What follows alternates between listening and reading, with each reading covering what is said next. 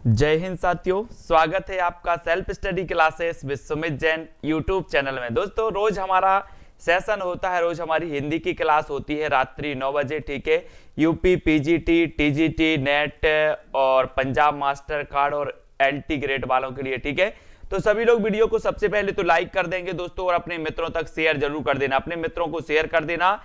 और फिर यहाँ पर अपना जो सेशन है वो बढ़िया तरीके से आगे बढ़ता है। ठीक है, सभी लोग तैयार हैं, और तैयार हैं तो चलिए स्टार्ट करते हैं आज का इस सेशन। सबसे पहले आपको बताना है दोस्तों कि घनानंद की कृतियां किस भाषा में हैं। जल्दी से आपको बताना है प्रश्न क्रमांक 9 का आपको चयन करना है दोस्तों। अपना जो व्यवस्थित क्लास होने वाली है वो अपने सेल्फ स्टडी क्लासेस ऐप पर होने वाली है, और कल उस ऐप से संबंधित ट्रेनिंग है, और परसों तक आपका जो ऐप है वो लॉन्च हो जाएगा। ठीक है, यानी कि ऐप अपना बन चुका है, जहां पर आपको बिल्कुल शुरुआत से पढ़ेंगे। ठीक है, घनानंद की कृतियां किस भाषा में है ये आपको चयन करनी है।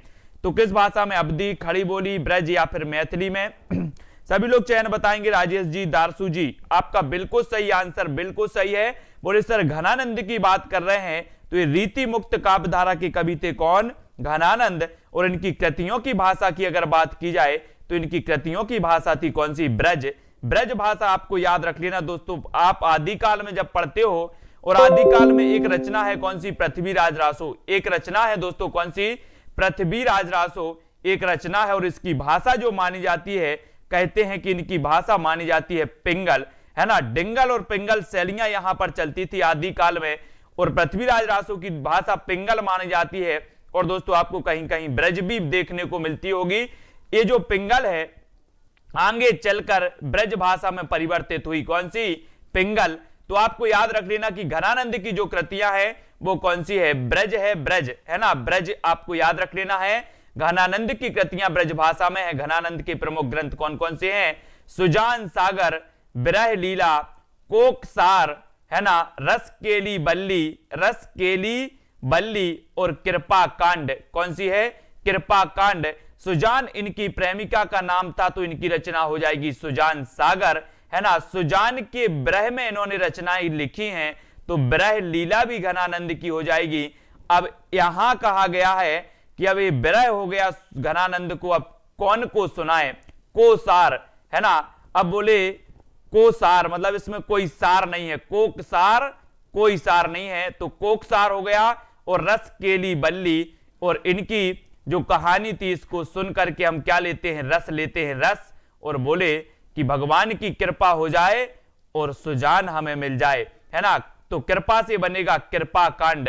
कृपा कांड भी किसकी है? घनानंद की है। सुजान सागर, विरह लीला, कोकसार, रस केली बल्ली और कृपा कांड, ये रचनाएं किसकी हो जाएंगी? ये घनानंद की रचनाएं हैं साथियों। इनको अच्छे से पढ़ना है। इनका जन्म हुआ था 1689 ईस्वी में। इनका जन्म कब हुआ था? 1689 ईस्वी में हुआ था, और 1739 ईस्वी में ये नादिर शाह के सैनिकों द्वारा मार डाले गए थे। नादिर शाह के सैनिकों द्वारा ये मार डाले गए थे, है ना। ये प्रेम की मस्ती, विशेषतः वियोग श्रृंगार के कवि हैं। शुक्ल जी के अनुसार प्रेम मार्ग का एक ऐसा प्रवीण और धीर पथिक तथा जवादानी का ऐसा दावा रखने वाला ब्रजभाषा का दूसरा कवि नहीं हुआ है। बहुत ही बढ़िया कथन है, आपको याद रख लेना है। शुक्ल जी ने इनके बारे में कहा था कि प्रेम मार्गी का ऐसा प्रवीण और धीर पथिक तथा जवादानी का ऐसा दावा रखने वाला ब्रजभाषा का दूसरा कवि नहीं हुआ है। एक कथन किसका है? तो आपको पता होनी चाहिए, शुक्ल जी का है, आचार्य रामचंद्र शुक्ल जी का है। शुक्ल ने उन्हें लाक्षणिक, मूर्तिमत्ता और प्रयोग वैचित्र का ऐसा कवि कहा, जैसे कवि उनके पौने 200 वर्ष बाद छायावाद काल में प्रकट हुए हैं। ठीक है, तो इस प्रकार से शुक्ल जी के बारे में जो कथन है, शुक्ल जी ने जो कथन किए हैं, है ना, तो उनको आपको याद रख लेना है। सुजान सागर के लेखक कौन है दोस्तों? अब सुजान सागर की बात आती है, अपन ने एक पढ़ी थी कौन सी? सुजान विनोद। एक पढ़ी थी सुजान विनोद और एक पढ़ी थी सुजान सागर। तो याद रख लेना दोस्तों कि ये जो सुजान विनोद है ये किसकी है? ये देव कवि की है। सुजान विनोद देव कवि की है। लेकिन अगर आपसे पूछा जाए कि सुजान सागर किसकी है, तो सुजान सागर घनानंद की है। सुजान सागर घनानंद की, और सुजान विनोद ये देव कवि की है। सुजान को विनोद देव ठीक है, इस प्रकार से आपको याद रख लेना है। लोग हैं लागी कबत्त बनावत, मोही तो मोरे कबत्त बनावत। ये पंक्ति के रचयिता कौन है? बहुत ही बढ़िया पंक्ति है और एक कई बार पूछी भी गई है, प्रश्न क्रमांक 11 का। लोग हैं लागी कबित्त बनावत, मोही तो मेरे कबित्त बनावत। ये पंक्ति किसने कही है, ये आपको बताना है। 4 विकल्प हैं, 4 में से आपने चयन किया है कि सर ये बहुत ही मस्ती वाली पंक्ति है, बहुत ही अच्छी वाली जो पंक्ति कही है वो सिर्फ घनानंद जी ने कही है। लोग हैं लागी कबित्त बनावत, मोही तो मेरे कबित्त बनावत, है ना। और बनावत बनावत तो घनानंद, घनानंद यानी सी नंबर आपका बिल्कुल सही हो जाएगा, सी नंबर, ठीक है। काव्य पंक्ति के रचयिता घनानंद हैं और इसके माध्यम से घनानंद अपनी पहचान अलग बताते हैं, ठीक है। तो ये पंक्ति कई बार पूछी गई है, इसको आप माइंड में बिछा लो। लोग तो लागी कबित्त बनावत, मोही तो मेरे कबित्त बनावत। इस प्रकार से आपको इनके बारे में लिखना है। फिर आपको बताना है ये लोग हैं लागी, ये भूल नहीं जाना भाई साहब, ये कई बार पूछी गई है ना, इसको भूलना नहीं है, ऐसी पंक्तियों को भूला नहीं जाता। अति सूदो स्नेह को मारग है, जहां नेकुर सयापन बाक नहीं। ये पंक्ति किसकी है? 14 का उत्तर आपको बताना है दोस्तों। 14 का आंसर क्या है? इन्होंने कहा था, क्या कहा था? घनानंद जी ने कहा था कि प्रेम ऐसा है, प्रेम ऐसा होता है जहां पर तनिक भी चालाकी नहीं चलती, जहां पर तनिक भी सयानपन नहीं चलता, है ना। और दोस्तों ये आपको याद रख लेना है कि प्रेम ऐसा करो जिसमें तनिक भी चालाकी ना हो, वही सच्चा प्रेम है। ऐसी अति सूदो स्नेह को मारग, जहां नेहु सयानप बाक नहीं। ये घनानंद जी की पंक्ति और ये भी बहुत ही प्रसिद्ध पंक्ति है, ये भी पूछी जाती है कई बार, है ना। अति सूदो स्नेह को मारग, ठीक है, इसको याद रखेंगे, स्नेह को मारग। घनानंद जी की ये पंक्ति है, सी नंबर आपका बिल्कुल सही हो जाएगा, आदर्श जी, मोनिका जी, ठीक है। फिर आपको बताना है सीख लीनु मीन मृग खंजन कमल नैन, सीख लीनु जस ओ प्रताप को कहानो है। तो आपको बताना है सीख लूनो मीन मृग खंजन कमल नैन, सीख लीनु जस ओ प्रताप को कहानो है, प्रताप को कहानो है। ये पंक्ति हमें बतानी है दोस्तों, और ये पंक्ति किसकी है? सीख लीनो मीन मृग खंजन कमल नैन, सीख लीनो जस ओ प्रताप को कहानो है। जल्दी आपको बताना है। और यहां पर आया है दोस्तों क्या? प्रताप, प्रताप आया यहां पर, प्रताप देख लेना। और हम बोलते ना, आपने नाम सुने होंगे बहुत सारे, ठाकुर प्रताप सिंह, क्या सुने? ठाकुर प्रताप सिंह। 15 का बी बहुत सारे लगा रहे हैं, लेकिन इसको याद रख लेना। बोले सर यहां पर प्रताप शब्द आया है, इसको मैंने पकड़ लिया, ज्यादा कुछ नहीं पकड़ना है, प्रताप पकड़ लो। और हम क्या बोलते हैं? हम क्या बोलते हैं? ठाकुर प्रताप सिंह, ठीक है, ये आपको याद रख लेना है, ठाकुर प्रताप सिंह, है ना। तो ये ठाकुर की पंक्ति है, किसकी? अपन ने नाम सुने ना कई बार, आप लोगों ने सुने, ठाकुर प्रताप सिंह, ठाकुर फलाने सिंह, ठाकुर ढकाने, ये नाम सभी ने सुने होंगे। तो यहां पर प्रताप आ गया, इतना बस पकड़ना। बोले सर प्रताप आ गया तो हमने लगा दिया ठाकुर, है ना, कभी ठाकुर, ऐसे आपको लगाना है, ठीक है। अब यहां पर याद रख लेना कि जो ठाकुर थे रीति मुक्त धारा के कवि ठाकुर थे, है ना, ये आपको याद रख लेना है। और कवि कर्म पर व्यंग कसते हुए कहा है इन्होंने, है ना। कवित्त रत्नाकर के रचनाकार कौन है दोस्तों? कवित्त रत्नाकर। ये रचनाएं 2 प्रकार से लिखी गई हैं दोस्तों। एक चीज आपको याद रख लेना है, एक हिंदी साहित्य के स्रोत के रूप में एक कवित्त रत्नाकर मानी है किसकी? माता दीन की। एक कवित्त रत्नाकर किसकी है? माता दीन की। माता दीन की एक कवित्त रत्नाकर है, वो भी आपको याद रख लेना है ना। और एक जो कवित्त रत्नाकर रीति काल में लिखी गई है, बोले सर कि रतन हमारी सेना तो क्या है? हमारी सेना तो रतन है, रतन, हमारी सेना क्या है? रतन है। इस प्रकार से याद रख लेना। तो यहां पर आया है सेना, यहां पर क्या आया? रतन, और रतन हमारी क्या है? बोले सर सेना। तो इसकी रचयिता भी कौन होंगे? सेनापति, ठीक है। और यहां पर एक कवित्त रत्नाकर ए है, तो बोले सर रतन यहां भी आ गया, तो अब इसको कैसे याद रखें?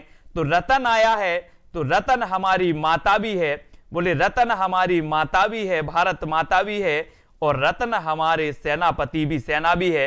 तो रतन रतन जहां पर आया, तो एक कवित्त रत्नाकर की माता दीन है, माता दीन रचनाकार है, और एक कवित्त रत्नाकर के हैं कौन? सेनापति। यानी बी नंबर आपको बिल्कुल टिक करना है, बी नंबर आपका, आप कभी नहीं भूलना। हमारी रतन कौन है? बोले सर सेना, तो सेनापति इसके रचनाकार हो जाएंगे। कवित्त रत्नाकर की रचनाकार सेनापति है। अभी तक इनकी यही कीर्ति प्राप्त हुई है। कुछ इतिहासकारों ने इनकी दूसरी काव्य काव्य कल्पद्रुम भी मानी है, पर वह उपलब्ध नहीं है। कुछ लोग दोनों को ये ग्रंथ मानते हैं, तो ये भी आपको याद रख लेना है। कवित्र रत्नाकर के अंतर्गत सेनापति ने श्लेष अलंकार, श्रृंगार, षड ऋतु, रामायण और राम रसायन का वर्णन इन्होंने किया है, ये भी याद रखेंगे। ठीक है, कवित्र रत्नाकर में 5 तरंगे और 394 छंद है। कितने? 394 छंद है, ये भी आपको याद रखेंगे। फिर आगे पूछते हैं दोस्तों यहां पर कि कवित्र रत्नाकर किस भाषा में है। कवित्र रत्नाकर किस भाषा में है ये आपको बताना है। तो किस भाषा में है? ब्रज भाषा, अवधी भाषा, खड़ी बोली या फिर राजस्थानी भाषा में है। प्रश्न क्रमांक 17 का आपको चयन, कवित्र रत्नाकर किस भाषा में रचित है? सभी लोग बताएंगे असरत्ती जी। सभी को समझ में आएगा, धीरे धीरे समझ में आएगा, सिर्फ आपको क्लास अटेंड करनी है दोस्तों, आपको सारी चीजें याद हो जाएंगी, है ना। तो जल्दी से बताओ, कवित्र रत्नाकर रविंद्र जी, रोहित मीना जी, कवित्र रत्नाकर की जो भाषा है वो कौन सी भाषा में लिखी जाएगी? दोस्तों आपको पता होगा, एक कॉमन सेंस आपको लगा लेना है जिन्होंने ज्यादा नहीं पढ़ा है, कि सर रीति काल में ब्रज भाषा का बहुत बोलबाला था, यानी कि रीति काल में ब्रज भाषा काव्य की भाषा थी। ठीक है, तो रीति काल में जो ग्रंथ लिखे गए वो ब्रज भाषा में लिखे गए, तो कवित्र रत्नाकर भी रीतिकालीन रचना है, तो ये भी कौन से में लिखी जाएगी? ब्रज भाषा में लिखी जाएगी। ठीक है, एक कॉमन सेंस आपको लगाना है, और इसका रचना काल 1706 माना जाता है, संवत 1706, है ना। ब्रज भाषा में श्रृंगार, ऋतु, वर्णन, श्लेष आदि अलंकारों का इसमें वर्णन किया गया है। अब सुजान चरित के रचयिता तो अपन ने पढ़ लिया कि एक जो सुजान चरित है ये किसकी रचना है, आपको बताना है। ये सुजान चरित्र ये किसकी रचना है? अपन ने देखो सुजान करके 3 रचनाएं पढ़ ली, इनमें कभी कंफ्यूज नहीं होना। एक रचना अपनी कौन सी है? सुजान विनोद, है ना। एक रचना अपनी कौन सी है? सुजान सागर। एक रचना अपनी कौन सी है? सुजान सागर। और दूसरी रचना सुजान चरित्र। तो इस प्रकार से ये 3 रचनाएं हो गई। सुजान विनोद के रचनाकार कौन है? देव। सुजान विनोद के देव कवि। सुजान सागर के रचनाकार कौन है?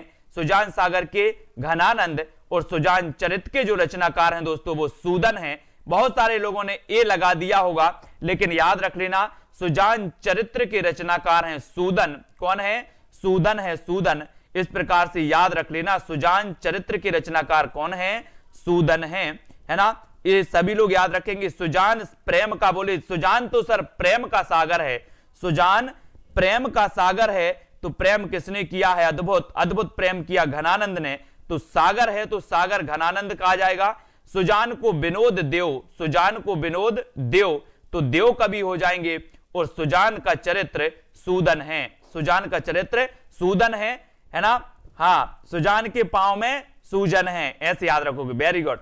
सुजान के पांव में सूजन है, तो सुजान चरित्र ये सूदन कवि की है। इस प्रकार से सुजान सागर, सुजान विनोद, तो इनमें कंफ्यूज नहीं होना, नहीं तो बोले सर सुजान आया अब घनानंद लगा दे रहे, नहीं लगाना है। ठीक है, रीतिकालीन कवि सूदन का सुजान चरित्र वीर रस प्रधान एक ऐतिहासिक काव्य है जिसमें भरतपुर के महाराजा बदन सिंह के पुत्र सुजान सिंह उपनाम सूरजमल के युद्धों का लंबा वर्णन है ना। ये सुजान अलग है, ये सुजान अलग है, सुजान सिंह है ना। तो ये आपको याद रखिए। निम्न में से किस कवि ने सतसई की रचना नहीं की? सतसई की रचना किसने नहीं की ये बतानी है। मतीराम, बिहारी, बृहद या फिर सेनापति। दोस्तों ये सतसई परंपरा चली है, अब ये नहीं समझना कि सर बिहारी सतसई की रचना तो बिहारी ने की, ये परंपरा थी सतसई परंपरा। लेकिन इस सतसई परंपरा का निर्वहन किसने नहीं किया ये आपको बताना है कि सतसई की रचना किसने नहीं की ये बताना है। और इसमें मंजू यादव, रंजना जी, कार्तिक सिंह जी, इसका सही जो उत्तर होगा वो क्या हो जाएगा? 19 का बिल्कुल सही आंसर आया। बोले सर सेनापति ने सतसई परंपरा को नहीं अपनाया। मतीराम, ब्रंद और बिहारी इन्होंने तो की है, सेनापति ने सतसई की रचना नहीं की, है ना। इनकी एक कृति है कवित्र रत्नाकर। ठीक है, मतीराम द्वारा रचित प्रमुख ग्रंथ है फूल मंजरी 1619, लक्षण श्रृंगार, साहित्य सार, रसराज, ललित ललाम, है ना। सतसई तो अलंकार पंचासिका और व्रत कुमोदी इत्यादि ये मतीराम की हैं। कौन सी? ये सारी है फूल मंजरी, है ना। अपन कभी कभी बोलते ना कि सर मेरी मति फूल को तोड़ने की हो गई, मेरी मति फूल को तोड़ने की हो गई, तो मति से हो जाएगा क्या? मतीराम। और फूल को तोड़ने तो फूल मंजरी मतीराम। ठीक है, याद रख लेना है। लक्षण श्रृंगार साहित्य इनका रसराज है, रसराज। ठीक है, रसराज भी इनकी है। ललित ललाम, ललित ललाम ये भी मतीराम की है, ललित ललाम मतीराम की है ना। अलंकार पंचासिका ये भी है मतीराम की। वृत्त कुमुदी इनको अच्छे से याद करवाएंगे, चिंता नहीं करना, याद हो जाएंगी सारी। बिहारी की ख्याति का मूल आधार उनका अन्यतम ग्रंथ है सतसई है, और सतसई में बिहारी ने अलंकार, रस, भाव, नायिका भेद सभी कुछ का इनमें वर्णन किया है। वक्रोक्ति है ना, रीति गुण आदि ध्यान रखकर सुंदर दोहे रचे गए हैं इसमें। ठीक है, और ये रीति सिद्ध काव्यधारा के कवि माने जाते हैं। अगर वहीं ब्रंद की बात करें दोस्तों कि ब्रंद प्रमुख रचनाएं कौन सी है, 12 मासा, भाव पंचासिका, नयन पच्चीसी, पवन पच्चीसी, श्रृंगार शिक्षा और यमक सतसई इत्यादि ये किसकी हैं, ब्रंद की हैं, है ना, ब्रंद की हैं। अब आपको ब्रंद से क्या कैसे याद रखोगे, ब्रंद को कर लो बंदा। ब्रंद को कैसे याद रखोगे, बोले सर ब्रंद से बना बंदा, और बंदा के भाव अच्छे हैं तो भाव पंचासिका, बंदा के नयन अच्छे हैं तो नयन पच्चीसी, है ना, और बंदा को पवन अच्छी लगती है, हवा अच्छी लगती है तो पवन पच्चीसी, बंदा श्रृंगार करता है तो श्रृंगार शिक्षा, है ना। और दोस्तों ये जो रचना है इनको याद रख लेना। अब ब्रंद को कैसे याद रखोगे, बंदा, और बंदा क्या करता है, बंदा के भाव अच्छे हैं, बंदा के नयन अच्छे हैं, बंदा के पवन अच्छा लगता है, और बंदा श्रृंगार बहुत करता है तो श्रृंगार शिक्षा भी कौन की हो जाएगी, कवि ब्रंद की हो जाएगी। ठीक है, 12 मासा में 12 महीनों का सुंदर वर्णन है। थोड़ा थोड़ा याद यहां पर आपको हो जाएगा, फिर जब मैं आपको याद करवाऊंगा तो बहुत अच्छे से याद हो जाएगा। ठीक है, अब चीज ऐसी याद करनी है दोस्तों, एक क्वेश्चन आज टेस्ट में चला था कि सर्वप्रथम 12 मासा का वर्णन किस रचना में मिलता है। 12 मासा वर्णन सर्वप्रथम किस रचना में मिलता है। दोपहर में अगर आप लोग टेलीग्राम ग्रुप से जुड़े थे, जहां पर आपकी टेस्ट सीरीज हो रही थी, टेस्ट क्विज हो रहे थे, तो वहां पर 12 मासा का एक क्वेश्चन आया था कि 12 मासा वर्णन सर्वप्रथम किस रचना में मिलता है। तो यहां पर उत्तर उस टेस्ट में गलत था, उसको आप सुधार लेना। उसका उत्तर हो जाएगा बीसल देव रासो। बीसल देव रासो में सर्वप्रथम 12 मासा का वर्णन मिलता है। 12 मासा का वर्णन किसमें मिलता है, बीसल देव रासो। और ये रचना किसकी थी, नरपति नाल की। ये रचना नरपति नाल की थी, ये भी आपको याद रख लेना है, बीसल देव रासो की, बीसल देव रासो। ठीक है, इसको सभी लोग याद रखेंगे। अजमेर के शासक से संबंधित, है ना, बीसल देव रासो थी। ये सभी बहुत अच्छे से याद रखेंगे। ठीक है, और अगला आपसे क्वेश्चन पूछा जाता है दोस्तों यहां पर कि मतीराम द्वारा रचित ग्रंथ कौन सा है। मतीराम द्वारा बताना है। 20 का उत्तर क्या हो जाएगा, कृष्णायन, जगत विनोद, ललित ललाम या फिर रस पच्चंद्रिका। तब राइट आंसर आप सभी क्या बताएंगे इसका, मतीराम द्वारा रचित ग्रंथ कौन सा है। मतीराम द्वारा, मतीराम के अपन ने बहुत सारे क्या पढ़े, ग्रंथ पढ़ लिए, क्या पढ़े थे। अब यहां पर याद रख लेना, बोले सर जगत विनोद है नहीं, रस चंद्रिका है नहीं, है ना, कृष्णायन भी नहीं है, तो उत्तर आपका क्या होगा, मतीराम द्वारा रचित ग्रंथ कौन सा है ना, स्मृति पटेल, ललित ललाम। कौन सा है, ललित ललाम है रोमा जी। सी नंबर आपका बिल्कुल सही हो जाएगा। ठीक है, ललित ललाम ये है। नेक्स्ट आपको बताना है प्रश्न क्रमांक, अब रीति सिद्ध काव्यधारा को हम पढ़ने वाले हैं। रीति सिद्ध काव्यधारा को, रीति काल की रीति सिद्ध काव्यधारा के कवि कौन माने जाते हैं। रीति काल के रीति सिद्ध काव्यधारा के कवि कौन है, केशवदास, देव, बिहारी या फिर भूषण, आपको बताना है।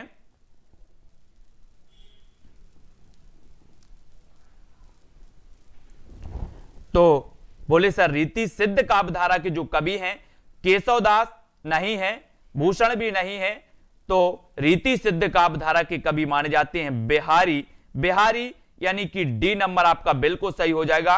रीतिबद्ध काव्यधारा के आपको पता होगा, जिन्होंने रीति का पालन किया है, जिन्होंने लक्षण ग्रंथ लिखे हैं, वे रीतिबद्ध काव्यधारा, है ना। और रीति सिद्ध काव्यधारा में जिनको रीति का ज्ञान था, लक्षण ग्रंथों को ज्ञान था, है ना, फिर भी इन्होंने क्या नहीं लिखे हैं, लक्षण ग्रंथ नहीं लिखे हैं, तो ये ऐसे बिहारी हैं, है ना। इन्होंने बिहारी सत्सई इनकी रचना है, गागर में सागर भर दिया।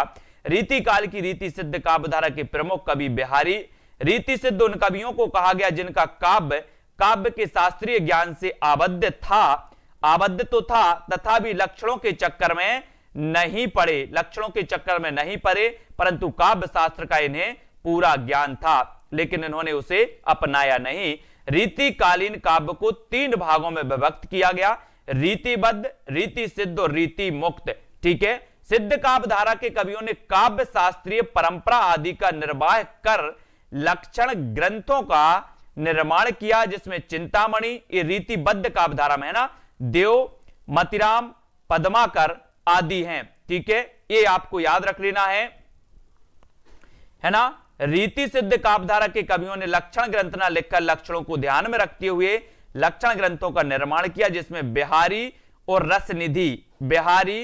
रसनिधि प्रमुख आ जाते हैं। ठीक है, बिहारी और रसनिधि। रीति मुक्त काव्य धारा के कवियों ने रीति काल की परिपाटी को त्याग कर स्वच्छंद रूप से श्रृंगार काव्य की रचना की, जिसमें घनानंद है ना, आलम, बोधा, ठाकुर आदि आते हैं। ये आपको याद रख लेना है। ठीक है, अब आपको अगला क्वेश्चन 2 बताना, इनकी ट्रिक मैं बता दूंगा, इन कवियों को कैसे याद रखना है वो बता दूंगा।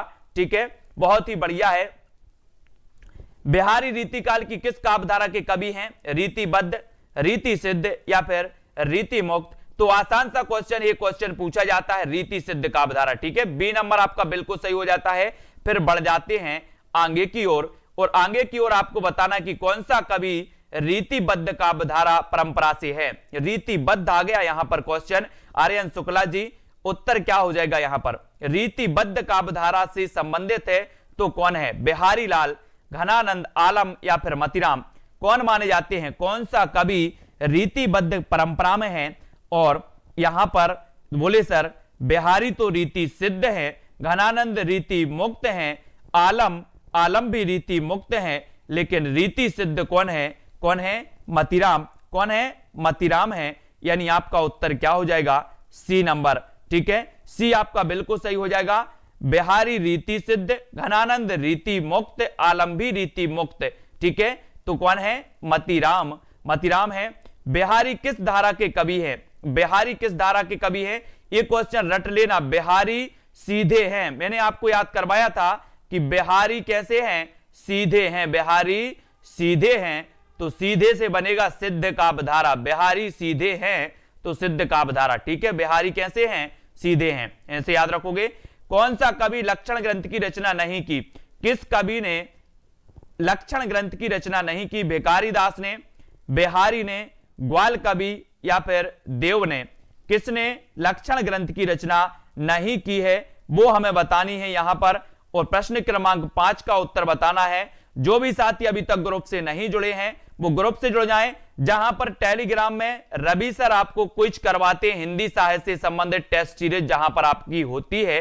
ठीक है, और एक कवि ने लक्षण ग्रंथ की रचना नहीं की है तो वो नहीं की है किसने? बिहारी ने। यानी सी नंबर आपका बिल्कुल सही है। लक्षण ग्रंथ इन्होंने नहीं लिखा है। ठीक है, सी आपका बिल्कुल सही है।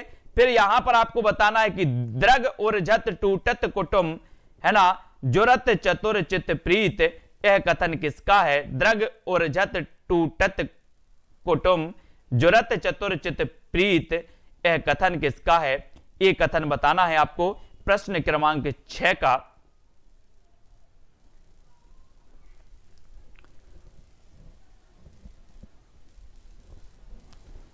द्रग उर्जत टूटत कुटुंब, जुरत चतुर चित प्रीत है ना।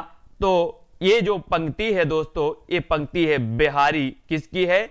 बिहारी की ये पंक्ति है। इसको याद रख लेना। जब द्रग उर्जत हैं और कुटुंब टूटत हैं है ना, तो दोस्तों यहां पर आपको पता है, बोले सर मैं हारी, जब व्यक्ति हार जाता है तब इस प्रकार से होता है ना। द्रग उर्जत अर्थात आंखें उलझती हैं, परिवार टूटता है, पर चतुरों के हृदय का प्रेम जुड़ रहा है, किंतु दुर्जनों के हृदय में गांठ पड़ रही है। यह कैसा विधान है? यह पंक्ति बिहारी लाल की है। क्या बोल रहे हैं कि अर्थात आंखें उलझती हैं, परिवार टूटता है, चतुरों के हृदय का प्रेम जुड़ रहा है, किंतु दुर्जनों के हृदय में गांठ पड़ रही है। कैसा विधान है? ये पंक्ति बिहारी की है। इस बिहारी की पंक्ति को आपको याद रख लेना। आपने देखा होगा बहुत से जो चतुर लोग होते हैं दूसरे के परिवार को उलझा देते हैं है ना। अपनी तो क्या बन रही है? गांठ बन रही है, और दूसरों का परिवार क्या हो रहा है, दूसरों का परिवार उलझ रहा है,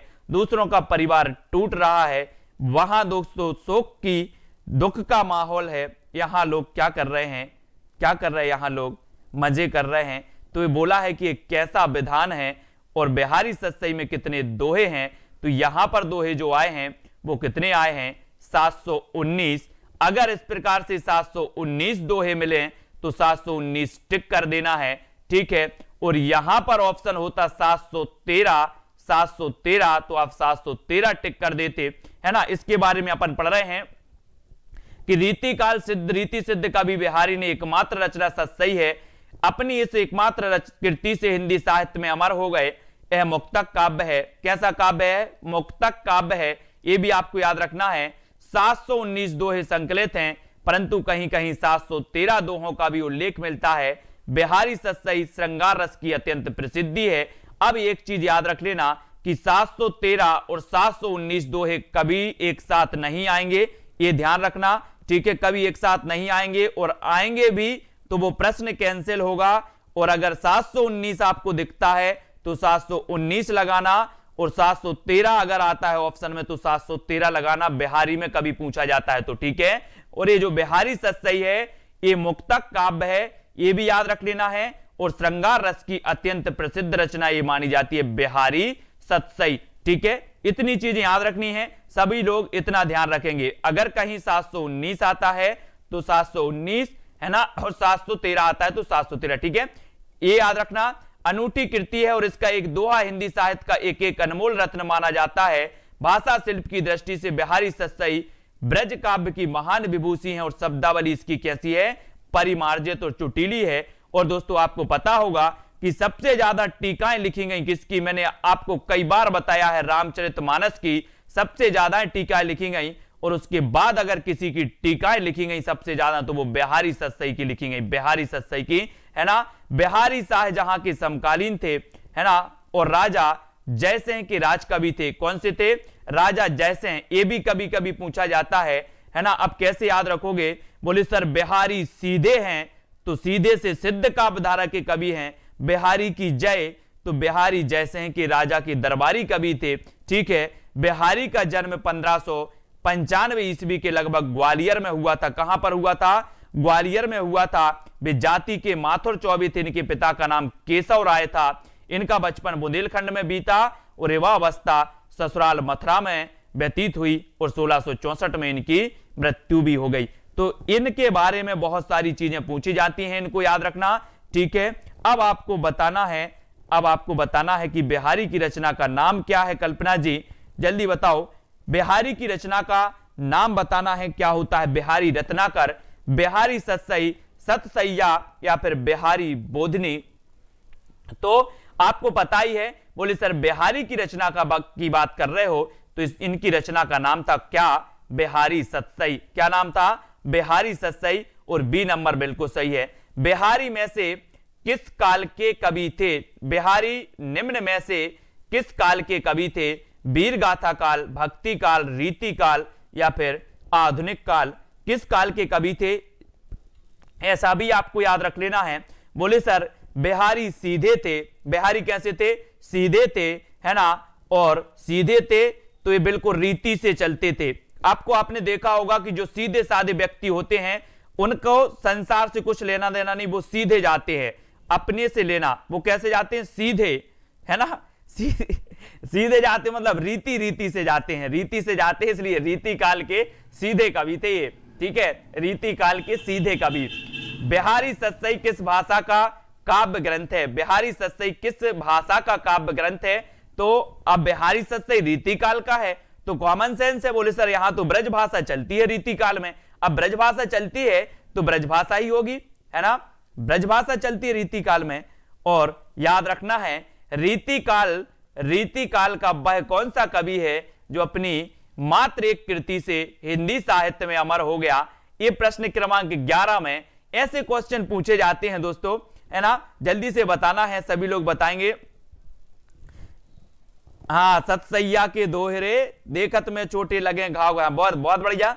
रीति काल का वह कौन सा कवि है जो अपनी मात्र कृति से हिंदी साहित्य में अमर हो गया, तो वो है बिहारी, है ना। ऐसे ही दोस्तों किसके बारे में पूछा जाता है, और चंद्रधर शर्मा गुलेरी के बारे में, कि चंद्रधर शर्मा गुलेरी के बारे में कहा जाता है कि ऐसा कौन सा प्रसिद्ध लेखक है जो अपनी मात्र 3 कहानियों से ही प्रसिद्ध हो गया था। कौन सा? गुलेरी साहब। बुद्धू का कांटा, सुखमय जीवन और उसने कहा था। बुद्धू का कांटा, सुखमय जीवन और उसने कहा था। ये गुलेरी जी की 3 रचनाएं थी, और इन 3 रचनाओं के माध्यम से ही दोस्तों ये गुलेरी जी क्या हो गए थे? फेमस हो गए थे, प्रसिद्ध हो गए थे, अमर हो गए थे। ठीक है, इनको याद रखेंगे, ये ऐसे क्वेश्चन पूछे जाते हैं। गुलेरी के बारे में भी पूछा जाता है एक क्वेश्चन, और इनके बारे में भी पूछा जाता है। और दोस्तों अब आज अपना आधुनिक काल का प्रारंभ होने वाला है। अभी तक अपन ने आदिकाल, भक्ति काल, रीति काल को पढ़ा, रीति काल से संबंधित प्रश्नों को पढ़ा, जो भी महत्वपूर्ण आसपास के प्रश्न थे उनको भी जाना। अब हम पढ़ रहे हैं आधुनिक काल, है ना। आधुनिक काल के बारे में यहां पर पढ़ेंगे, तो बिल्कुल सही है। हाँ, बहुत बढ़िया कुरैशी जी। सतसैया के दोहरे जो नाविक के तीर, देखन में छोटे लगे और घाव करें गंभीर, है ना। ये पंक्ति थी बिहारी जी की, है ना। 19वीं सदी से अब तक लिखे गए हिंदी साहित्य को अधिकांश विद्वानों द्वारा क्या अभिधान दिया गया? क्या अभिधान दिया गया? 19वीं शताब्दी से अब तक लिखे गए हिंदी साहित्य को विद्वानों ने क्या कहा है, ये आपको बताना है। यस जी, तो क्या कहा है? कला काल, आधुनिक काल, नवीन विकास का युग, या फिर गद्य काल। तो प्रश्न क्रमांक 1 का उत्तर आधुनिक काल में अब आपको बताना है सभी लोगों को। अब हम पढ़ रहे हैं आधुनिक काल, हिंदी साहित्य का आधुनिक काल। और आधुनिक काल की जब बात होती है तो बोले सर इसे आधुनिक काल नाम दिया गया। क्या नाम दिया गया? आधुनिक काल। ठीक है, ये याद रख लेना। गद्य काल कहा था किसने? रामचंद्र शुक्ल ने गद्य काल इसे कहा था। गद्य काल और आधुनिक काल इस प्रकार से। ठीक है, तो इनको भी आपको याद रखना है। 19वीं शताब्दी के मध्य ब्रिटिश शासन की स्थापना के साथ भारत में वर्तमान युग का आविर्भाव हुआ, और पाश्चात्य संस्कृति, साहित्य एवं विचारों के संपर्क और उनके साथ संघर्ष से चेतना की एक नई लहर दौड़ी, जिसे पुनर्जागरण काल कहते हैं। प्रतीकात्मक रूप से सन 1850 हिंदी साहित्य के आधुनिक काल की आरंभिक तिथि मानी जाती है। यह तिथि आधुनिक साहित्य के महान प्रवर्तक भारतेंदु हरिश्चंद्र की जन्म तिथि। अधिकांश विद्वानों ने इस काल को आधुनिक काल से अभिहित किया है। आपको पता होगा भारतेंदु हरिश्चंद्र जी का जन्म हुआ था 1850 में, और इनकी मृत्यु हो गई थी 1885 में। ठीक है, 1885 में मात्र 35 वर्ष में दोस्तों इन्होंने ऐसा चमत्कार कर दिया भारतेंदु जी ने कि एक युग का नाम ही पड़ गया भारतेंदु युग। ठीक है, अब हिंदी साहित्य के आधुनिक काल को इस नाम से भी अभिहित किया गया, वो आपको बताना है। जीवनी काल, संस्मरण काल, पद्य काल या फिर गद्य काल, किस नाम से अभिहित किया आपने? हिंदी साहित्य का आधुनिक काल तो कई बार पढ़ा है प्रश्न क्रमांक 2 में, और आधुनिक काल की जब बात होती है तो बोले सर अभी तो हमने पढ़ा था कि आधुनिक काल जो कहा है, ये आधुनिक काल को जो कहा है वो कहा है गद्य काल। क्या कहा है? गद्य काल। और ये रामचंद्र शुक्ल जी ने कहा है, यानी डी नंबर आपका यहां पर बिल्कुल सही होगा। इसको अच्छे से पढ़ना। हिंदी साहित्य के आधुनिक काल को स्वतंत्र काल, गद्य काल से अभिहित किया गया। आचार्य रामचंद्र शुक्ल ने आधुनिक काल को गद्य काल कहकर पुकारा। आचार्य शुक्ल लिखते हैं कि आधुनिक काल में गद्य का आविर्भाव सबसे प्रधान साहित्यिक घटना है। इस दृष्टि से इस काल को गद्य काल भी कहा जा सकता है। अब दोस्तों यहां पर एक चीज लगाना है, अभी हम पढ़ रहे थे रीति काल। बोले सर काव्य की भाषा क्या थी? काव्य की भाषा क्या थी? ब्रज भाषा। लेकिन अब आधुनिक काल आ गया है तो यहां पर काव्य की भाषा में किसका प्रभाव बढ़ रहा है? खड़ी बोली का, है ना। तो यहां पर खड़ी बोली और ब्रज भाषा दोनों बढ़ेंगी और खड़ी बोली आगे निकल जाएगी। खड़ी बोली का साहित्यिक जो प्रभाव होगा वो सबसे ज्यादा होगा। ठीक है, रामचंद्र शुक्ल ने हिंदी साहित्य के आधुनिक काल को किस नाम से अभिहित किया है? तो यहां पर आपका बिल्कुल सही उत्तर हो जाएगा गद्य काल। इन्होंने क्या कहा? गद्य काल। इन्होंने तर्क दिया है कि इस समय गद्य की ज्यादा रचनाएं हुई, है ना, इसलिए ये जो काल था वो गद्य काल था। ठीक है, इस प्रकार से। अब ब्रज भाषा के आधुनिक कालीन प्रसिद्ध कवि कौन है? ब्रज भाषा के आधुनिक कालीन प्रसिद्ध कवि बताना है। प्रश्न क्रमांक 4 में मैथिली शरण गुप्त, हरिऔध, भारतेंदु हरिश्चंद्र या फिर जगन्नाथ दास रत्नाकर। अब हमें ब्रज भाषा के कवियों को ढूंढना पड़ेगा यहां पर। कहां पर? आधुनिक काल में। तो जल्दी से ढूंढकर बताओ यहां पर 4 विकल्पों में से कौन से कवि प्रश्न क्रमांक 4 में आधुनिक काल से संबंधित ब्रज भाषा से संबंधित थे, तो वो हमें चयन करना है और बढ़िया तरीके से आधुनिक काल को हम पढ़ रहे हैं। डेली क्लास होती है दीपक जी रात्रि 9 बजे और उत्तर होगा जगन्नाथ दास रत्नाकर। जगन्नाथ दास रत्नाकर आ गए दोस्तों, है ना, ये याद रख लेना। इनका उपनाम था जकी। इनका उपनाम क्या था? जकी। तो ये भी याद रखेंगे, जगन्नाथ दास रत्नाकर जकी उपनाम से भी लिखते थे, इनका जकी उपनाम चलता था और ये आधुनिक काल के ब्रज भाषा के कवि माने जाते हैं। यानी सी नंबर यहां पर बिल्कुल सही हो जाएगा। सी नंबर आप लिख लेना इसको और आगे चल के हम पढ़ते हैं इसमें कुछ, है ना। इसमें देखते हैं दोस्तों, ब्रज भाषा के आधुनिक कालीन प्रसिद्ध कवि जगन्नाथ दास रत्नाकर हैं, है ना, और इन्हें ब्रज भाषा काव्य का अंतिम पूर्ण कवि माना जाता है। इनके प्रसिद्ध काव्य हिंडोला, हरिश्चंद्र, गंगा अवतरण, उद्धव शतक, कलकासी, समस्या पूर्ति, जयप्रकाश, सर्वस्व, घनाक्षरी, नियम गंगा, विष्णु लहरी, है ना, रत्नाष्टक, वीराष्टक, प्रकीर्ण पदावली, ये बहुत ही महत्वपूर्ण है। जिनमें से कौन कौन सी पूछी जाती है ये आपको बताना है कि एक तो उद्धव शतक पूछी जाती है, गंगा अवतरण भी पूछी जाती है, ठीक है, हिंडोला भी पूछी जाती है। तो हिंडोला, गंगा अवतरण, उद्धव शतक, इनको तो आपको याद रखना ही है ना। बाकी और भी रचनाएं आपको याद करनी है। गंगा अवतरण, हिंडोला, उद्धव शतक, ये किसकी है? रत्नाकर की है, रत्नाकर की, है ना, ये याद रखना। यहां पर देखो, जगन्नाथ दास रत्नाकर का जन्म 1866 ईस्वी में वाराणसी में हुआ और मृत्यु 1932 में हरिद्वार में हुई थी, ठीक है। सन इधर उधर हो सकते हैं। बिहारी इनके सर्वाधिक प्रिय कवि थे, किसके? रत्नाकर के थे। सतसई पर लिखी हुई इनकी टीका बिहारी रत्नाकर अपनी अर्थवत्ता में बेजोड़ है। इनकी उद्धव शतक 1929 की पूर्णतम काव्य माना जाता है। तो बिहारी रत्नाकर किसने लिखी? रत्नाकर जी ने लिखी है, ठीक है, बिल्कुल सही है कुरैशी जी। रत्नाकर जी को रीतिकाल और भक्ति काल का समन्वयक कवि कहा जाता है। कौन सा कवि कहा जाता है? समन्वयक कवि है रीतिकाल और भक्ति काल के। इस प्रकार से आपको याद रख लेना है, सभी लोग बताएंगे, है ना। रत्नाकर शब्द किस कवि के साथ जुड़ा है ये बताना है। तो रत्नाकर शब्द तो आपको पता ही है, बोले सर जगन्नाथ के साथ, जगन्नाथ दास रत्नाकर, जगन्नाथ दास रत्नाकर। इनमें से जगन्नाथ दास रत्नाकर की कृति को छांटना है, छठवे का आंसर बताना है कि जगन्नाथ दास रत्नाकर की कृति कौन सी है, कौन सी है। अभी तो हमने पढ़ा है जगन्नाथ दास रत्नाकर की कृति कौन सी है। और आपको पता है दोस्तों, मैच में जब आप पढ़ते, मैच देखते होंगे बहुत सारे लोग, अगर कोई शतक मार दे कोई खिलाड़ी, कोई शतक मार दे अगर कोई खिलाड़ी, तो सब लोग क्या करते हैं? तालियों का रतन बरसा देते हैं। क्या करते थे? बोले सर तालियों का रतन बरसा देते हैं। अगर कोई शतक मार दे तो क्या बरसा देते हैं? रतन, शतक लगा दे। तो यहां पर शतक आया उद्धव शतक और ये रत्नाकर की है, तो रतन से याद रख लेना।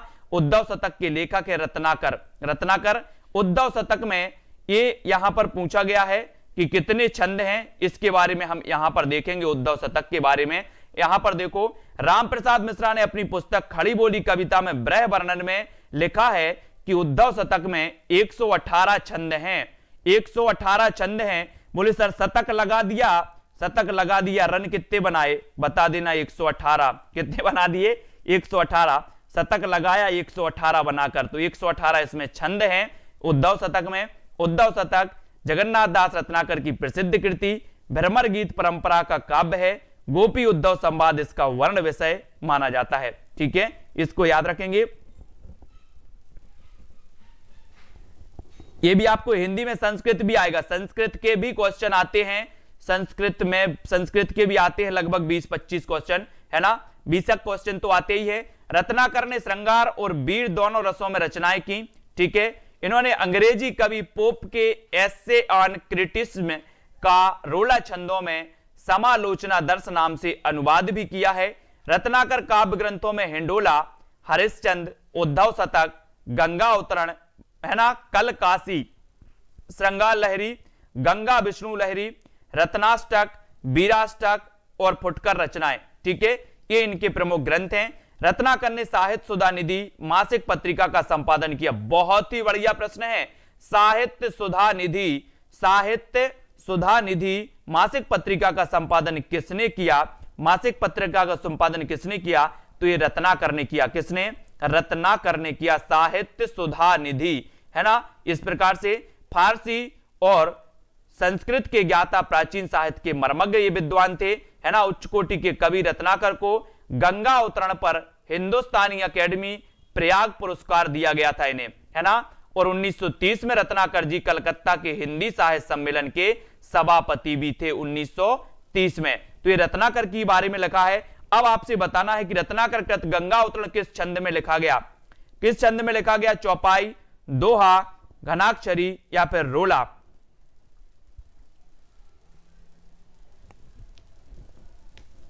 तो जल्दी से बताना है, संस्कृत नहीं कर पाएंगे, है ना। रत्नाकर कृत गंगा अवतरण किस छंद में लिखा गया? गंगा अवतरण किस छंद में लिखा गया? तो ये लिखा गया दोस्तों रोला छंद में। कौन से छंद में? रोला, है ना। गंगा अवतरण रोला छंद में लिखा गया। इस प्रकार से याद रख लेना, रोला छंद में लिखा गया। और जगन्नाथ दास रत्नाकर का गंगा अवतरण काव्य रोला छंद में लिखा गया, किंतु इनका प्रिय छंद कौन सा था? कवित्त। गंगा अवतरण रोला में लिखा गया, लेकिन रत्नाकर का प्रिय छंद था कवित्त, है ना। उद्धव की हमको लिखो है कहां, हमको लिखो है कहां, कहन सवई लगी में पुनरुक्ति द्वारा क्या बोध होता है? भाव का अपकर्ष है, भावोत्कर्ष है, भाव संधि है, भाव सबलता है। जब उद्धव आते हैं पत्र लेके तो गोपियां कहती हैं कि हमको लिखो है कहां, हमको लिखो है कहां। इसमें पुनरुक्ति द्वारा क्या बोध होता है दोस्तों? भाव का अपकर्ष होता है, भावोत्कर्ष होता है, भाव संधि या फिर भाव सबलता। तो यहां पर आपका बिल्कुल सही आंसर होगा भावों का उत्कर्ष, भावोत्कर्ष, यानी दिवाकर सिंह जी बिल्कुल सही है। सी नंबर आपका बिल्कुल सही होगा। प्रस्तुत पंक्तियां जगन्नाथ दास रत्नाकर के उद्धव शतक से ली गई और उद्धव के ब्रज पहुंचते ही गोपियां श्री कृष्ण के प्रेम संदेश को पाने के लिए अति उत्कंठित एवं आकुलता व्याकुलता से दौड़ पड़ती हैं। जो क्या है? ये भावों का उत्कर्ष है, भावों का उत्कर्ष है। इसको याद रख लेना है, भावों का उत्कर्ष। फिर यहां पर देखते हैं कुछ और महत्वपूर्ण प्रश्न है। भारतेंदु युग अब अपन पढ़ते हैं। अभी तक तो हमने आधुनिक काल की कुछ भूमिका थी, कुछ महत्वपूर्ण प्रश्न थे वो पढ़ लिए। अब हम भारतेंदु युग के बारे में पढ़ेंगे, भारतेंदु जी के बारे में पढ़ेंगे। भारतेंदु जी का जन्म हुआ था 1850 में और मृत्यु हो गई थी इनकी 1885 में। ये भारतेंदु जी के बारे में आप लोग याद रख लेना, ठीक है। श्रेष्ठ युग, है ना, के श्रेष्ठ कवि थे दोस्तों भारतेंदु जी। किस नाटक में स्वयं अभिनय किया? बहुत ही बढ़िया प्रश्न पूछा गया कि भारतेंदु जी ने किस नाटक में स्वयं अभिनय किया और इन्होंने इस नाटक में लक्ष्मण की भूमिका निभाई थी। वो नाटक कौन सा है? जानकी मंगल, जानकी भरत, बरबे रामायण या फिर अंधेर नगरी? कौन से नाटक में भारतेंदु जी ने स्वयं अभिनय किया था? तो वो नाटक कौन सा है? वो नाटक है दोस्तों जानकी मंगल, है ना। और याद रख लेना कि सर जानकी को सीता भी कहा जाता है, जानकी को सीता भी कहा जाता है। तो ये रचना किसकी होगी? जानकी को सीता भी कहा जाता है, तो ये रचना किसकी होगी? ये रचना होगी किसकी?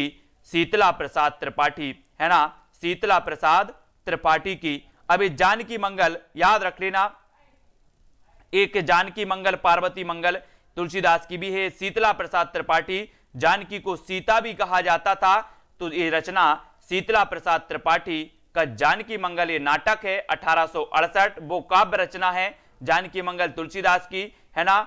इसमें इन्होंने अभिनय किया था, नाट्य गुणों से युक्त है और इसकी भाषा परिमार्जित कैसी है? खड़ी बोली है। किंतु इस समय तक भारतेंदु का उदय हो चुका था, है ना। उनका विद्या सुंदर नाटक प्रकाशित हो गया था, विद्या सुंदर। वस्तुतः गोस्वामी तुलसीदास द्वारा प्रवर्तित रामलीला की लोकप्रियता के साथ लीला नाटकों की जो परंपरा आरंभ हुई उसका श्रेष्ठ रूप जानकी मंगल नाटक है। इसके अभिनय में भारतेंदु जी ने भाग लिया। इसकी विषय वस्तु रामचरितमानस पर आधारित राम कथा है, किंतु ब्रज भाषा के स्थान पर इसमें काय का प्रयोग हुआ है? खड़ी बोली का, है ना। जानकी मंगल शीतला प्रसाद त्रिपाठी की रचना मानी जाती है। काशी में नेशनल थिएटर की स्थापना के प्रेरक रहे हैं तो कौन रहे हैं? नेशनल थिएटर की स्थापना के प्रेरक कौन रहे हैं दोस्तों? डॉक्टर जगमोहन सिंह, प्रताप नारायण मिश्र, महावीर प्रसाद द्विवेदी या फिर भारतेंदु हरिश्चंद्र? कौन रहे हैं, है ना। काशी में नेशनल थिएटर की स्थापना के जो प्रेरक रहे हैं वो रहे हैं, कौन रहे हैं? भारतेंदु हरिश्चंद्र। कौन रहे दोस्तों? भारतेंदु हरिश्चंद्र। ये आपको याद रख लेना है, सभी लोग बताएंगे। अब यहां पर काशी की नाट्य संस्था नेशनल थिएटर की मंडली ने अंधेर नगरी नाटक का मंचन 1881 ईस्वी में भारतेंदु हरिश्चंद्र संस्था के संरक्षक थे, उन्होंने अभिनय में हिस्सा भी लिया। ठीक है, अब यहां पर बताना है आपको कि भारतेंदु कालीन के उपन्यास में आधुनिकता की शुरुआत मानी जाती है। तो कौन से उपन्यास में मानी जाती है आधुनिकता की शुरुआत? भारतेंदु कालीन ये उपन्यास था। आचार्य रामचंद्र शुक्ल ने भी इसको पहला उपन्यास माना था, है ना। श्रीनिवास दास का ये प्रथम उपन्यास था। अंग्रेजी ढंग का प्रथम उपन्यास था। रामचंद्र शुक्ल ने माना था कि अंग्रेजी ढंग का ये उपन्यास है ना। कई लोग यहां पर कंफ्यूज हो जाते हैं, लेकिन भारतेंदु कालीन के इस उपन्यास में आधुनिकता की शुरुआत मानी जाती है। तो वो मानी जाती है किससे? परीक्षा गुरु श्रीनिवास दास। परीक्षा गुरु श्रीनिवास दास। बोले सर परीक्षा गुरु निवास पर ले लो, परीक्षा गुरु निवास पर ले लो। निवास पर कहां पर ले लो? निवास पर ले लो। स्कूल में स्कूल तो लग ही नहीं रहे लॉकडाउन में, इसलिए निवास पर ले लो। और परीक्षा तो आजकल निवास ही पे चल रही है ना। उन्होंने ऑनलाइन कर दिया, बोले बेटा घर से ही परीक्षा दे दो। तो परीक्षा गुरु निवास, ठीक है, निवास पर परीक्षा देनी है। भारतेंदु युग में लेखकों को उपन्यास रचना की प्रेरणा बंगला और अंग्रेजी के उपन्यासों से प्राप्त हुई। अंग्रेजी ढंग का पहला मौलिक उपन्यास लाला श्रीनिवास दास का परीक्षा गुरु है। इस प्रकार से पूछा जाता है कि आचार्य रामचंद्र शुक्ल ने अंग्रेजी ढंग का पहला मौलिक उपन्यास किसे माना है। और एक क्वेश्चन पूछा जाता है कि हिंदी का प्रथम उपन्यास किसे माना जाता है। तो बहुत सारे लोग कंफ्यूज हो जाते, बोले ये सर अंग्रेजी ढंग का दूसरा होगा। ये वही है, हिंदी का प्रथम उपन्यास परीक्षा गुरु, अंग्रेजी ढंग का पहला मौलिक उपन्यास वो भी परीक्षा गुरु 1882 माना जाता है। इससे पूर्व श्रद्धाराम फुल्लेरी ने भागवती 1877 शीर्षक नामक लघु सामाजिक उपन्यास लिखा था। अतः स्पष्ट है कि भारतेंदु कालीन उपन्यास परीक्षा गुरु से आधुनिकता की शुरुआत मानी जाती है। 100 अजान 1 सुजान 1892 बालकृष्ण भट्ट का, है ना। चंद्रकांता देवकी नंदन खत्री। अब यहां पर देखो कैसे याद रखना है। परीक्षा गुरु तो आपको पता होगी, परीक्षा कहां देना है? निवास पर देना है। 1882 रचना काल है। भागवती, है ना, अगर आप श्रद्धा राम पर करोगे तो आपका भाग्य खुल जाएगा। बोले सर हम श्रद्धा राम पर करते हैं, हमारा भाग्य खुल जाएगा। तो भागवती किसकी होगी? भागवती अगर बनना है तो श्रद्धा राम पर करो। भागवती बनना है तो श्रद्धा राम पर करो। तो ये भागवती श्रद्धा राम की 1877, है ना, परीक्षा गुरु हो गई।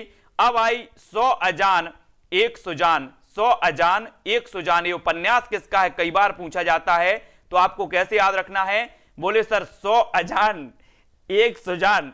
अब बोले ऐसा कैसा था सुजान में, है ना, कैसा था सुजान में कि 1 सुजान? तो बड़ा अच्छा उत्तर आया, बोले उसके बाल बहुत अच्छे थे। क्या थे? बाल अच्छे थे, इसलिए बाल से बालकृष्ण भट्ट। हमने सुजान पढ़ा है, घनानंद की प्रेमिका पढ़ा ना सुजान, लेकिन यहां पर कहा गया इनका उपन्यास था 100 अजान 1 सुजान, है ना। लग रहा ना 100 अजान और 1 सुजान। बोले सर 1 सुजान में ऐसा क्या था? तो सुजान में ऐसा क्या था? बोले बाल अच्छे थे। तो बालकृष्ण भट्ट इसका रचनाकार हो जाएंगे इसकी 1892।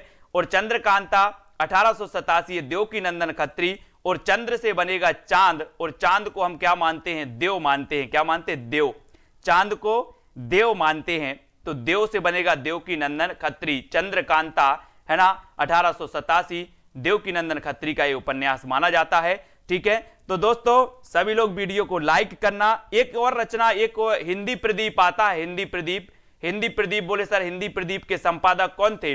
हिंदी प्रदीप के संपादक कौन थे? तो अपन ने याद कर लिया कि प्रदीप के बाल भट्टा से भरत गए। कैसे? प्रदीप के बाल भट्टा से भरत गए, तो भट्टा से क्या बनेगा? बालकृष्ण भट्ट। प्रदीप के बाल भट्टा से भरत गए, तो हिंदी प्रदीप के संपादक कौन होंगे? बालकृष्ण भट्ट, है ना। तो इस प्रकार से अपन याद कर देंगे। सभी लोग लाइक कर देना। रोज 9 बजे रवि कुमार जी राधिका जी, लालदास जी, शिल्पी जी, रोज 9 बजे अपनी ये क्लास चल रही है ना। और आपकी व्यवस्थित और 1 तारीख से दोस्तों आपको एक मोटा मोटा जो ज्ञान है वो आपको यहाँ पर मिल जा रहा है। बहुत सारी चीजें यहां पर मिल रही हैं और 1-2 दिन में अपना जो कोर्स है वो लॉन्च हो जाएगा, जहां पर आपको लाइव क्लास मिलेंगी। बिल्कुल शुरुआत से पढ़ेंगे, हिंदी साहित्य के इतिहास के स्रोत से लेकर के पढ़ेंगे और हिंदी साहित्य आपको पूरा रट जाएगा। क्लास में बस आते रहना आप। और अगर आपको इंटरेस्ट ऐसी क्लास में, बहुत सारे लोग होते हैं कि होता है किसी को अच्छी ना लगती हो क्लास, किसी को अच्छी लगती है, सभी लोगों का इंटरेस्ट अलग अलग होता है ना। तो जिसको अच्छा लग रहा है वो निरंतर देखते रहें, याद करते रहें, मस्ती से पढ़ते रहें और अपनी पूरी तैयारी इसमें लगा दें, है ना यशरत्ती जी, ठीक है। तो वीडियो को लाइक करेंगे, राजेश जी, रवि जी, सीमा जी, सभी लोग दोस्तों टेलीग्राम ग्रुप में जरूर जुड़ जाएं। तो टेलीग्राम ग्रुप में जुड़ना है जहां पर रवि सर, है ना, यशरत्ती सर, सभी लोग आपको टेस्ट करवाते हैं। टेस्ट क्विज जहां पर होता है, जहां पर आप टेस्ट क्विज करते हैं तो आपका रिजल्ट भी आता है, वहां पर आपको देखने मिलता है। साथ ही बहुत सारे स्टूडेंट में आपका क्या नंबर आया वो भी आपको पता चलता है। तो सभी लोग टेस्ट सीरीज से जरूर जुड़ें। आरती चौधरी, है ना, नीचे डिस्क्रिप्शन में लिंक दी है टेलीग्राम ग्रुप की भी, व्हाट्सएप ग्रुप की भी, सभी लोग जुड़ जाएंगे। सविता शुक्ला, मन प्रदीप जी, सीमा जी, कल्पना जी, देखना, लालदास, शिल्पी शुक्ला, अनिकेत जी। मैं बोल रहा हूं दोस्तों कि जो मैं ट्रिक आपको बताता हूं वो ट्रिक आप कभी भूल नहीं सकते, चाहे कितना भी कर लो। आप जब एग्जाम में बैठोगे और अगर आ जाएगा 1 अजान, 100 अजान, 100 जान, तो आपको बालकर्ण भट्ट याद आ जाएंगे। अगर आ जाएगा हिंदी प्रदीप तो आपको याद आ जाएगा कि प्रदीप के बाल भट्टा से भरत गए सर ने बताया था। 101% दोस्तों याद आएगा। आपको कोई कोड यूज नहीं करना, कोई कुछ भी याद नहीं करना, आपको याद हो जाएगा सारी चीजें। पूनम जी, दारसू, वीरेंद्र जी, विजय जी, प्रदीप, है ना, सभी को धन्यवाद दोस्तों। दारसू जी, आरती जी, सविता जी, सभी लोग बिल्कुल मन से और मजे से पढ़ते रहें। कुलदीप जी, है ना, और दीक्षा, सानू सिंह जी, हेमा जी, सीमा जी, विमलेश जी, ठीक है। क्लास का टाइम अपना रोज 9 बजे है, ठीक है। कल 7 बजे एक क्लास आएगी, 9:30 बजे एक क्लास आएगी, यानी कि जो ओल्ड वीडियो है वो अपने चल रहे हैं सुबह 9:30 बजे, उनका भी अध्ययन करते रहें। क्योंकि अपना एक उद्देश्य होता है कि एक किताब को 50 बार पढ़ना है, 50 किताब को एक बार नहीं पढ़ना है, ठीक है। नहीं तो होता क्या है, बोले सर पीजीटी की तैयारी कर रहे हैं, टीजीटी की तैयारी कर रहे हैं, हम टीजीटी की बुक लेकर के आए थे, एक बार हमने तो पूरी बुक पढ़ ली। ये तैयारी नहीं होती है, फॉर्मेलिटी होती है। अगर आप अच्छे से तैयारी कर रहे हो तो आप बिल्कुल पूरी ताकत उसमें लगाओ, है ना। जब तक अंदर से आवाज ना आए कि अब बस, है ना, तब तक पढ़ते रहो, है ना। पढ़ाई करना है, फॉर्मेलिटी नहीं निभाना है कि हमने पुस्तक पूरी पढ़ ली, ये पढ़ाई नहीं होती और पूरी पलटा दी, ठीक है। वीडियो को सभी लोग लाइक कर देना, अपने मित्रों तक शेयर। व्हाट्सएप और टेलीग्राम ग्रुप में सभी लोग टेस्ट देकर अपना आकलन भी करेंगे, है ना। साथ ही नोट्स भी आपको मैं प्रोवाइड करता रहता हूं बीच बीच में, तो वो भी लिया करें, ठीक है। दीपक सिंह जी, प्रमोद जी, वीरेंद्र जी, सभी को धन्यवाद। आज के वीडियो के लिए दोस्तों बस इतना ही। जय हिंद।